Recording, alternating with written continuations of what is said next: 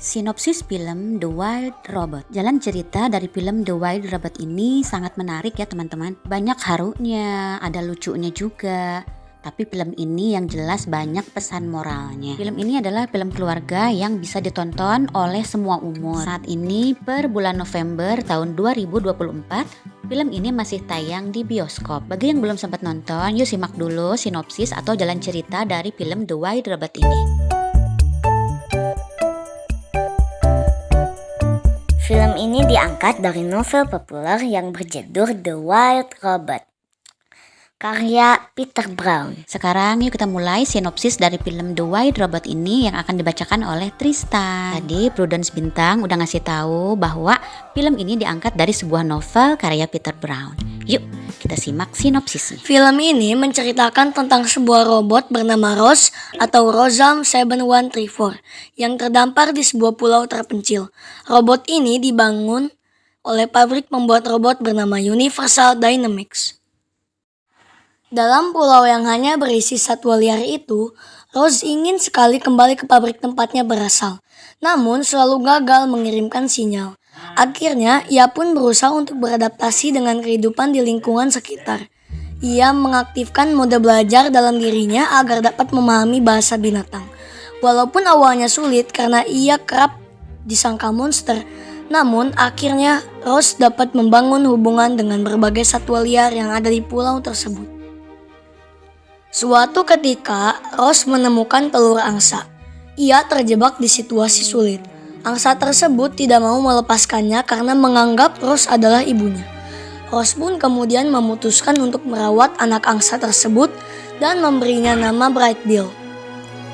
Dibantu oleh seekor musang bernama Fink, Rose membesarkan Bright Bill dengan gaya khas robotnya. Masalah kemudian muncul ketika Bright Bill harus belajar terbang agar bisa bermigrasi bersama kawanan angsa lain. Seiring pertumbuhan Bright Bill, naluri protektif Rose semakin kuat. Ia menjadi lebih terintegrasi dengan ekosistem pulau dan mendapatkan kepercayaan dari hewan-hewan lain. Proses ini mencerminkan perjalanan banyak orang yang merasa tidak nyaman di lingkungan baru atau asing. Transformasi Rose dari orang luar menjadi anggota masyarakat pulau yang diterima menyoroti pentingnya empati, komunikasi, dan rasa saling menghormati. Nilai-nilai yang melampaui spesies dan, dalam kasus Rose, bahkan teknologi. Tema utama lain dalam The Wild Robot adalah gagasan tentang hidup berdampingan dengan alam. Integrasi Rose ke dalam komunitas pulau merupakan proses yang lambat dan penuh tantangan. Tetapi pada akhirnya, hal itu menyoroti pentingnya keseimbangan dan harmoni dengan alam. Awalnya dipandang sebagai penyusup yang berbahaya, Rose memperoleh kepercayaan dari hewan-hewan itu dengan belajar beradaptasi dengan cara hidup mereka. Seiring berjalannya waktu, ia menjadi bagian penting dari ekosistem pulau itu. Bekerja bersama hewan-hewan itu untuk menjaga keseimbangan alam yang rapuh. Seiring berjalannya cerita, kehidupan Rose yang damai di pulau itu terganggu ketika manusia yang disebut sebagai pembuatnya datang untuk menyelamatkannya. Momen ini menggambarkan tabrakan dua dunia, dunia manusia yang berteknologi dan industri, serta alam liar yang tak terjinakkan di pulau itu. Transformasi Rose dari robot yang diprogram menjadi anggota ekosistem pulau yang peduli dan terintegrasi kini terancam oleh para penciptanya yang menganggapnya tidak lebih dari sekedar mesin yang tidak berfungsi. Bentrokan di dunia ini mengemukakan pertanyaan utama, apa yang mendefinisikan identitas makhluk? Apakah Rose masih sekedar robot?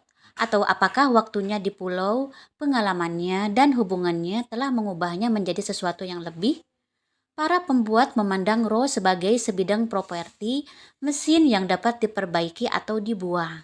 Tetapi hewan-hewan di pulau itu melihatnya sebagai salah satu dari mereka sendiri, seorang teman, pengasuh, dan bagian integral dari komunitas mereka. The Wild Robot bukan sekedar cerita tentang robot, yang belajar bertahan hidup di alam liar. Ini adalah perjalanan menemukan jati diri, identitas, dan rasa memiliki.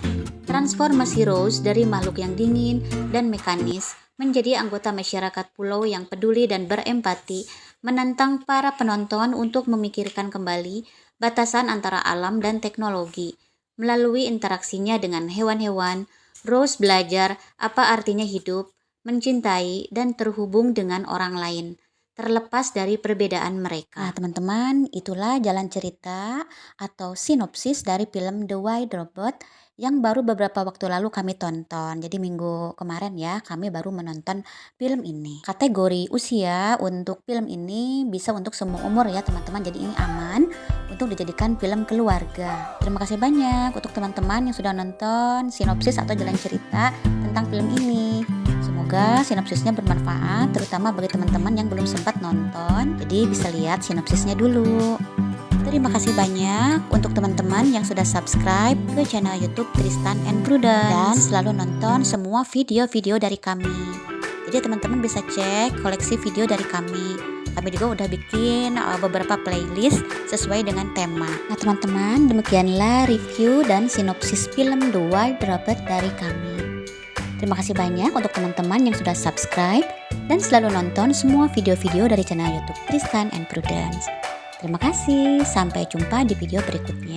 Semoga sehat selalu dan berbahagia bersama keluarga tercinta. Novel karya Peter Brown pada akhirnya menyajikan visi koeksistensi yang penuh harapan, di mana bahkan robot dapat belajar menghargai keindahan dan kompleksitas dunia alam. Perjalanan Rose merupakan bukti gagasan bahwa empati, komunitas, dan rasa hormat terhadap alam merupakan nilai-nilai universal yang melampaui batas-batas spesies atau perbedaan teknologi. The White Robot merupakan pengingat yang kuat bahwa baik manusia, hewan, atau mesin, kita semua terhubung oleh pengalaman bersama dan hubungan tempat kita tinggal. Bye, wassalamualaikum warahmatullahi wabarakatuh. I'll see you on my next videos. Bye.